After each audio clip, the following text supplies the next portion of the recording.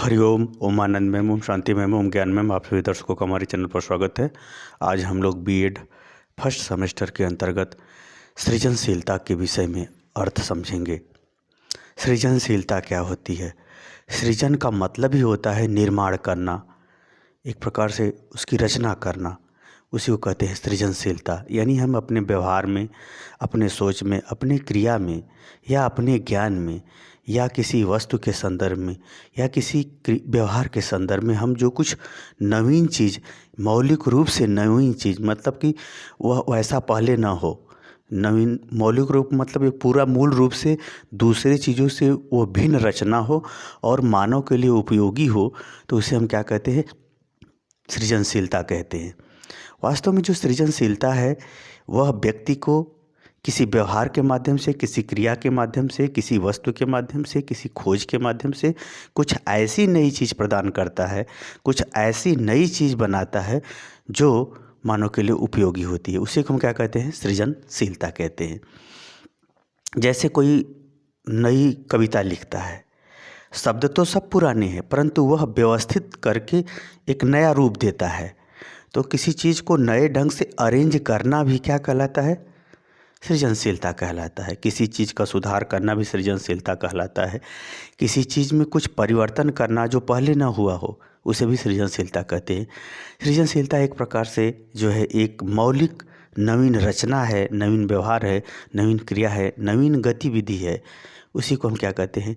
सृजनशीलता कहते हैं। तो आइए इस सृजनशीलता के विषय में हम लोग व्यवस्थित रूप से बीएड के सिलेबस के लिए या अपने ज्ञान में वृद्धि के लिए पढ़ते हैं। अगर हम सृजनशीलता की बात करें तो किसी वस्तु की खोज या क्रिया हो या व्यवहार हो या कोई रचना हो या कोई परिवर्तन हो या कोई विचार हो इत्यादि के मौलिकता में नवीनता हो, इसके मूल स्वरूप में क्या हो? कुछ न कुछ नया हो, या उसका एकदम मौलिक स्वरूप क्या हो? बदला हुआ हो, नया हो। इसके मौलिकता में नवीनता का स्वरूप हो और वह क्या हो? मानव व्यवहार के लिए उपयोगी हो, यानी मनुष्य की कोई ना कोई आवश्यकता वह पूरी करती हो, तो उसे हम क्या कहते हैं? सृजनशीलता कहते हैं। इसको एक बार देखते हैं फिर से। वस्तु, क्रिया, व्यवहार, रचना, परिवर्तन या विचार के मौलिकता में नवीनता का स्वरूप जो मानव व्यवहार के लिए क्या हो? उपयोगी है, उसे हम क्या कहते हैं? सृजनशीलता कहते हैं। इस बात का हमेशा ध्यान रखिएगा कि ऐसा नहीं कि आप कुछ भी बना देंगे वो सृजनशीलता हो जाएगा, ऐसा नहीं। सृजनशीलता तभी होगा जब वह मानव के लिए उपयोगी होगा या उसका कहीं ना कहीं उपयोग होगा। मनुष्य के लिए हो सकता है, जीव जंतु के लिए हो सकता है, किसी क्रिया में हो सकता है, किसी व्यवहार में हो सकता है, कुल मिलाकर उसका कहीं ना कहीं उपयोग हो, तभी वो कहा जाएगा सृजनशीलता। उसको क्या कहा जाएगा? कहीं ना कहीं क्या कहा जाएगा? सृजनशीलता कहा जाएगा। उसी तरह से अगर हम दूसरा अर्थ देखें तो ये थोड़ा सा और स्पष्ट है। सृजनशीलता सृजनशीलता एक मानसिक प्रक्रिया है। सृजनशीलता क्या है? एक मानसिक प्रक्रिया है। मानसिक प्रक्रिया क्यों? क्योंकि मानसिक प्रक्रिया के द्वारा ही पहले कुछ नवीनता उत्पन्न होती है। ये अलग बात है कि वैचारिक, व्यवहारिक, यानी हम किसी नई चीज़ की खोज करते हैं या रचना करते हैं तो वह पहले मानसिक रूप से ही होती है, जिसके अंदर वह अपने लक्ष्य को, अपनी समस्या के अनुरूप क्या करता है? चिंतन करता है, तर्क करता है। जो पहले का अनुभव है, पहले का ज्ञान है, पहले की क्रिया है, उसी आधार पर नवीनता के लिए वह चिंतन करता है, यानी समस्या का समाधान खोजता है। वह तर्क करता है कि जब ऐसा हो सकता है तो ऐसा भी हो सकता है। यानी एक सृजनशीलता एक मानसिक प्रक्रिया है जिसके अंतर्गत चिंतन, तर्क इत्यादि गतिविधियाँ कुछ नवीनता लिए हुए, कुछ बदला हुआ स्वरूप, व्यवहार, विचार, क्रिया, रचना लिए हुए स्वरूप में होता है। यानी नवीनता के स्वरूप में होते हुए मनुष्य के लिए क्या होती है? उपयोगी होती है। मनुष्य के लिए क्या होती है? उपयोगी होती है। उसी को हम क्या कहते हैं? सृजनशीलता कहते हैं। सृजनशीलता, सृजन का मतलब होता ही है निर्माण करना या रचना करना। वह निर्माण, रचना ऐसा होता है जो मानव के लिए या प्रकृति में कहीं ना कहीं उसका उपयोग निहित होता है। उसी को हम लोग क्या कहते हैं? सृजनशीलता कहते हैं। यानी नवीन चीज़ों का निर्माण, नवीन चीज़ों की व्याख्या, नवीन चीज़ों की खोज, नवीन चीज़ों की रचना, नवीन चीज़ों में नवीनता लिए हुए परिवर्तन, नवीनता का प्रक्रिया इत्यादि जो गतिविधियाँ होती है वे सभी क्या कहलाती हैं? सृजनशीलता। इसको क्या कहते हैं? सृजनशीलता। आइए थोड़ी इस परिभाषा भी हम लोग देखते हैं। अगर हम जेम्स ड्रेवर की परिभाषा देखें तो सृजनशीलता नवीन रचना है या उत्पादों में होती है। देखिए यहाँ पर उन्होंने दो बात कही, नवीन रचना का भी नाम लिया, उत्पादों। वस्तु में जो उपयोगिता, उत्पादन उसी को कहते हैं जो मानव के लिए उपयोगी हो।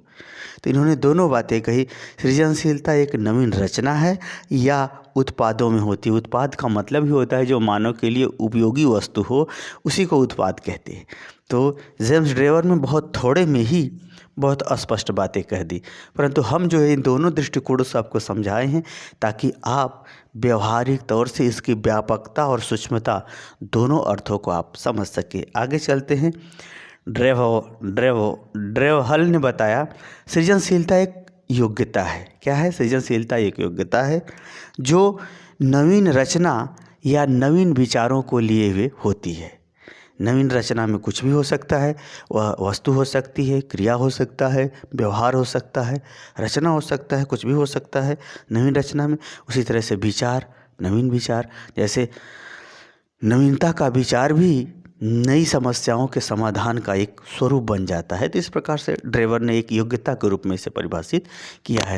वास्तव में सृजनशीलता व्यक्ति के अंदर जितनी ही अधिक बुद्धि होती है, जितना ही वो अधिक चिंतनशील होता है, जितना ही उसके अंदर अधिक पुरानी चीज़ों या गतिविधियों को धारण करने की यानी स्मृति को धारण करने की अधिक क्षमता होती है, उतना ही जो है उसके अंदर ऐसी प्रवृत्तियाँ या ऐसा व्यवहार देखा जाता है, पाया जाता है, होता है। अर्थात जो व्यक्ति जितना ही सृजनशील है उतना ही व्यक्ति, वो सृजनशील किसी भी प्रकार से हो सकता है। जैसे गांधी जी सृजनशील थे व्यवहार से, क्रिया से सृजनशील थे, और अपनी भाषण और भाषा से भी रचनात्मक सृजनशील थे, और परिवर्तन के लिए भी सृजनशील थे, विचारों के लिए भी सृजनशील थे।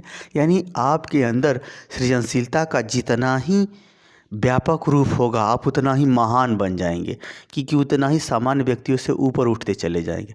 उसी तरह से अन्य भी लोग रहे, वैज्ञानिक लोग वस्तु के माध्यम से विचारों, पहले वस्तु से उनकी जैसे साइंस वाले हैं किसी वस्तु की खोज करते हैं, उस खोज के बाद ये सभी गतिविधियाँ उनके अंदर उसके बाद प्रदर्शित होती हैं।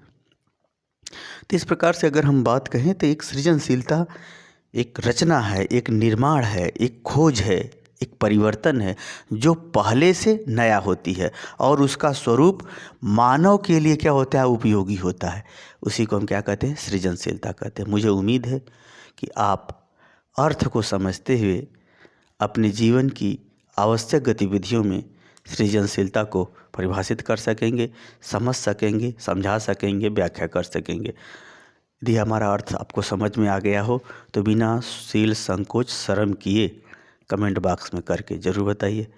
मेरे चैनल को लाइक शेयर सब्सक्राइब कीजिए। हरिओम।